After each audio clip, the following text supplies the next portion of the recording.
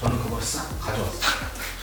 자기만의 강점, 뭐 자기가 특화할 수 있는 서울 너무 힘들어요.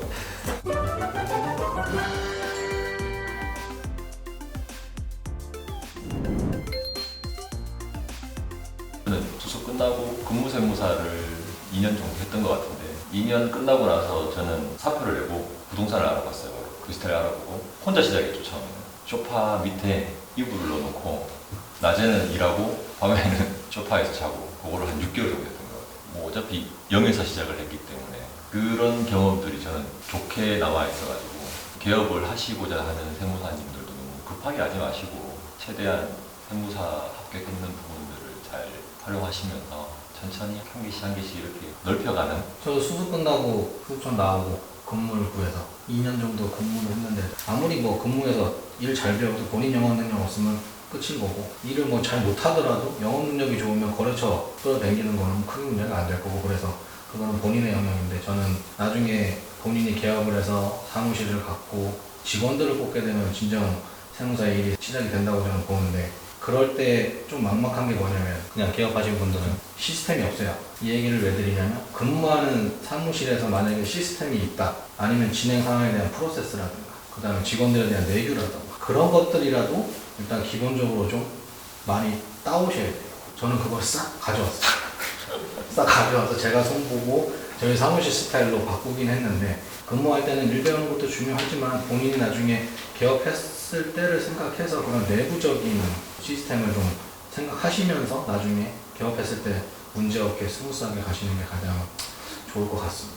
저 같은 경우는 수습 끝나고 제가 일본에 갔었거든요. 일본은 세무사를 세리사라고 하는데 그 세리사 사무실에서 직원으로 제가 한 1년 정도 일을 했었어요. 그래서 일본의 세법이라든가 이런 부분들을 좀 체험하고 국제조세라든가 이런 부분들을 체험을 하다 보니까 아, 국제조세라는 게 이런 거구나. 그때 눈을 뜨기 시작을 해서 그 경험으로 뭐 한국에 와서는 회계법인도 들어가 보고 경험을 쌓다 보니까 아, 이쪽으로 내가 조금 강점을 발휘해서 특화를 해봐야겠다. 그래, 나는 이 국제조세 쪽으로 한번 같이 해보자 해서 뜻을 모아서 실제로 지금은 제가 이쪽 분야로 전문화를 좀 발휘해서 일을 하고 있거든요. 그렇기 때문에 자기만의 강점, 뭐 자기가 특화할 수 있는 다른 세무사들은 못하는데 난 할 수 있어 이런 것들이 있다고 하면은 앞으로 세무사 하는 데 있어서 좀 많은 도움이 될 것 같고요. 솔직한 조언 감사합니다. 이 자리에 나오면 꼭 여쭤보고 싶은 게 있었는데 세무사 말고 이걸로 취업을 할 수 있는 다른 회사? 아, 네. 어때요? 네. 은행 같은 데 들어가셔서 PB, 그렇죠. PB센터 세무사들만 아니면 회계사들만 모아가지고 은행에서 VIP라고 하죠. VIP들 관련된 상담 업무 진행하시는 그런 팀이 따로 있어요. 은행마다. 그런 데로 가실 수도 있고 아까 말씀드렸던 세무공무원으로 갈 수도 있고 왜냐하면 세무공무원 거쳐서 개업하는 게 또 유리한 점이 있기 때문에 그렇게 하시는 분들도 있고 제가 삼성증권 PB사업 세무자문을 했었거든요. 좋은 거는 실무에서 저희가 개업하고 나서 양도세 같은 경우에 저는 뭐 일주일에 한 건 정도 하는데 PB사업부에 세무자문 업무를 했을 때는 하루에 양도세를 5개씩 했었어요. 하루에 5개 하고 증여세도 1개 하고 막 이렇게 하니까 개업하고 나서 다른 세무사님들은 양도나 증여했을 때 약간 두려움을 느끼시는데 저는 그 기간 동안 너무 많은 양을 방대하게 하다 보니까 두려움은 사실 없어졌어요. 금융권 가실 때 당연히 그런 부분들 너무 도움이 되죠. 자격증이 있다는 부분들. 우리가 개업은 생각하고 있는데 그 개업 장소를 대구에서 했지. 그죠? 네. 저도 그랬거든요. 네. 제가 다녔던 대학교 같은 경우에도 제가 합격할 때 세무사 3명 합격했거든요. 3명 합격하니까 선배들이 다 연락이 와요. 그때 저한테 얘기했던 선배님들은 매번 후배들이 대구에서만 수습 받다 보니까 서울의 이런 세무 시스템이라든지 현황을 잘 모르니까 선배들이 저보고 대표로 서울로 올라가서 한 1년 정도 수습을 받다가 내려오라는 거예요. 말 들어보니까 또 괜찮은 것 같은 거예요. 그래서 올라왔는데 못 내려가게 된 거죠. 거래처가 늘어나고 막 이러면서. 지금 고민을 하겠지만 지금은 정할 필요가 없다고 봐요.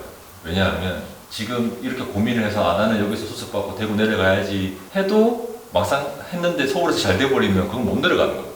클라이언트하고 다 계약이 되어 있는 부분들이기 때문에 버리고 내려갈 수가 없잖아요. 지금은 따로 정하지 마시고 어디에서 하느냐 뭐 장소는 크게 중요하지 않을 것 같아요.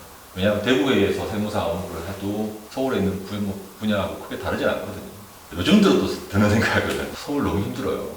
저는 이제 12년 동안 아까 얘기했잖아요. 소파에서 자고 그렇게 해서 월세방 구하고 1년 만에 그 다음에 뭐 전세방 구하고 아파트에 살고 결혼도 하고 애기도 낳고 살고 있는데 처음부터 그냥 선배들 말대로 1년만 배우고 대구에서 개업했으면 우리 대구에 있는 저희 학교 선배들이랑 보면 환경이 좋잖아요. 일단 주거에 대한 부분이 안정적이고 그 다음에 업무에 대한 부분도 서울보다는 클라이언트들도 리스크가 적고 서울에는 매출도 크고 업종도 특이하다 보니까 찾아야 될 것도 너무 많고 우리 자격증이 좋은 건 그거잖아요. 자격증만 있으면 어디든 가서 할 수 있는데 굳이 꼭 서울에 그러면서도 저는 서울에 있네요 아직도. 서울에서 하고 싶어요. 개업할 생각 있어요? 먼 훗날에. 대구에서 하면 편하고 좀 워라밸도 지켜줄 수 있고 뭐 그런데 제 자신이 좀 진취적이지 못하게 될 것 같은 걱정도 있고 제가 회사 다니다가 이제 세무사 다시 시험 쳤는데 회사 다닐 때 너무 발전 없고 단조로운 삶이 싫어서 나왔거든요. 근데 결국 대구에 가면 또 그런 삶을 사지 않을까 걱정도 되고 서울에서 하면은 선배님께서 말씀하신 것처럼 힘들 것 같은데 좀 발전한다고 노력 쓰니까 좀 인생을 좀 재밌게 살 수 있을 것도 같고 고객들이 저희 길을 정해주지 않을까 생각합니다. 저는 남인천 세무서 앞을 제외한 인천을 생각하고 있습니다. 인천을 제외해야지. 이 세무사라는 업무를 하면서 꼭 필요하다고 생각됐던 덕목 또는 뭐 꼭 필요하다고 생각됐던 요소 이런 부분들. 고객들은 우리가 만능으로 알고 있거든요. 고객들의 기대치는 되게 높습니다. 근데 현실은 우리 자신 입장에는 그렇지가 않죠. 그렇기 때문에 뭐 임기응변으로라도 잘 대처한다고 하면 고객들에게 신뢰가 많이 얻을 수 있을 겁니다. 자격증이 있는 사람들이 잘 못하고 있는 게 뭐냐 하면 틀리는 부분에 대해서 빨리 틀렸다고 얘기하는 걸 잘 못하는 것 같아요. 검토해야 되는 부분이 있으면 즉답을 피하는 게 저는 자격사라고 봐요. 이거는 위험하니까 제가 검토해보고 전화드리겠습니다 하는 부분들을 쉽게 얘기할 수 있어야 되고 그리고 본인이 판단했는 부분이 틀린 부분에 대한 것도 당당하게 얘기할 수 있어야 된다고 봐요. 고객들도 안 맞는 사람이 있어요. 우리는 어느 정도 선택할 수 있는 계약 관계이기 때문에 모르면 몰랐다고 얘기하면 되고 틀렸으면 아, 제가 틀린 것 같습니다 얘기하면 되고 그게 더 맞다고 봐요 제가. 사실 변호사들은 자신의 사무실의 기장 업무라든지 세무 업무를 외부에 맡기고 있는 게 대부분이고 본인 업무에 대한 신고도 본인들이 할 수 없는 상황인데 그 업무를 맡게 되면 결국은 무자격사에게 맡겨진 명의대여하고 다를 게 없다고 봐요. 저는. 그 피해는 고스란히 납세자들한테 갈 거기 때문에 그냥 각자 자기 영역에서 자리를 지키는 게 가장 아름답다고 생각합니다. 변호사가 좀 똑똑하신 분들 많고 하지만 제가 로스쿨 다니는 친구들도 좀 보고 했을 때 세법 공부하는 사람 한 명도 못 봤습니다. 그 변호사가 만능은 아니라고 생각하기 때문에 저희 시장으로 오시는 건 좋은데 저희랑 똑같이 세법학 시험을 치고 통과하시면 오는 것도 괜찮은 방법이라고 생각합니다. 근데 그게 아니라 무작정 변호사 자격증이 있다고 이렇게 들어오는 거는 조금 납세자들 입장에서 봤을 때는 좀 많은 리스크를 부담시키는 게 아닌가 그런 생각이 듭니다. 점점 사회가 모든 분야가 다양화되고 그 반면에 일은 점점 세분화되고 이런 트렌드로 양상으로 가고 있는데 그런데도 불구하고 변호사들이 세법 회계도 공부 안 하고 저희 업무를 하겠다라고 하는 거는 시대의 흐름하고는 전혀 맞지 않는 발상이 아닌가라고 생각하고 있습니다. 결국은 변호사들도 세법도 법이다라는 부분에서 시작이 됐던 것 같아요. 그렇죠. 세법도 법이니까 우리도 할 수 있다라는 부분인데 법이라는 게 모든 법이 동일하지가 않은 게 상법이나 형법이나 이런 형사소송법 같은 경우는 변경이 잘 안 되잖아요. 세법은 매년 개정되고 매년뿐만 아니고 지금 양도세 같은 경우에는 몇 번씩 개정되고 변호사들이 하는 그 법하고 세법하고는 차이가 날 수밖에 없어요. 그러면 그런 부분들을 못 따라가게 되면 피해는 고스란히 납세자들이 가기 때문에 다 법이라고 똑같은 법은 아닌 거죠. 세법이니까. 제가 먼저 뽑겠습니다. 저번에는 걸렸으니까 저는 안 걸리겠죠.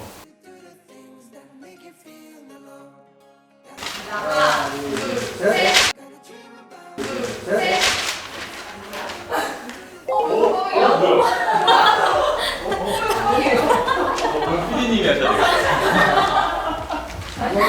PD님이 하셔야 세무사TV 토킹 세무사 오늘 내용 유익하셨다면 구독과 좋아요 눌러주세요.